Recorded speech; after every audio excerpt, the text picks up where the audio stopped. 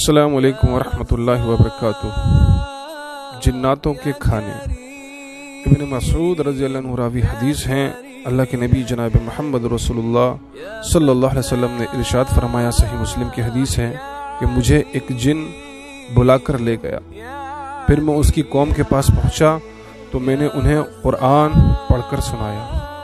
उसके बाद उन्होंने मुझसे खाना तलब किया तो मैंने उनसे कहा कि हर वो हड्डी जिस जानवर को, हलाल जानवर को बिस्मिल्लाह कहकर ज़िबा किया गया हो, उसकी हड्डी तुम्हारे लिए, उसके ऊपर गोश्त होगा, वो तुम्हारी ग़िज़ा है, और जानवरों की मींगनियाँ वो तुम्हारे जानवरों की ग़िज़ा है। उसके बाद नबी करीम जनाब मोहम्मद रसूलुल्लाह सल्लल्लाहु अलैहि वसल्लम ने फरमाया, फ़ला तस्तंजू बिहिमा फ़इन्नहुमा तअमु इख़वानुकुम, बस तुम इन दोनों चीज़ों से इस्तंजा ना करो क्योंकि ये तुम्हारी भाइयों की ग़िज़ा है।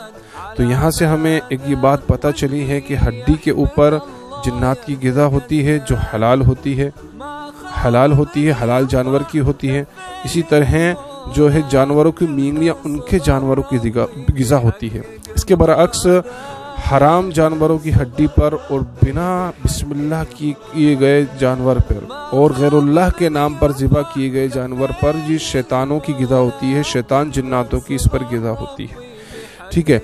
अब दूसरा मसला ये है कि जब हम खाना खाते हैं और हड्डियों को एक तरफ रख देते हैं तो बाज़ औक़ात क्या होता है कि हमारे बच्चे उसको चूसना शुरू कर देते हैं, उसको मुंह में लेते हैं।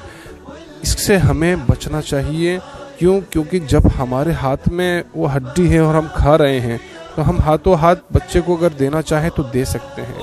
उसके बाद अगर जब हम उसको ज़मीन पर रख देंगे, दस्तरखान पर पटक देंगे उसके बाद उसको देना मुनासिब नहीं है क्योंकि उसके ऊपर फिर जिन्नात का कब्ज़ा रहता है।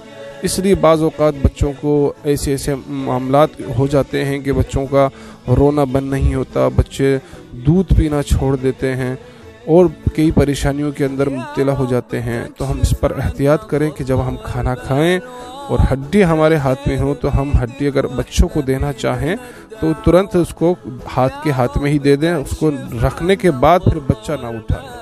अल्लाह रब्बुल आलमीन हमें तमाम शयातीन के शरों से, हमारी औलाद को शयातीन के शरों से महफूज फरमाए। आमीन।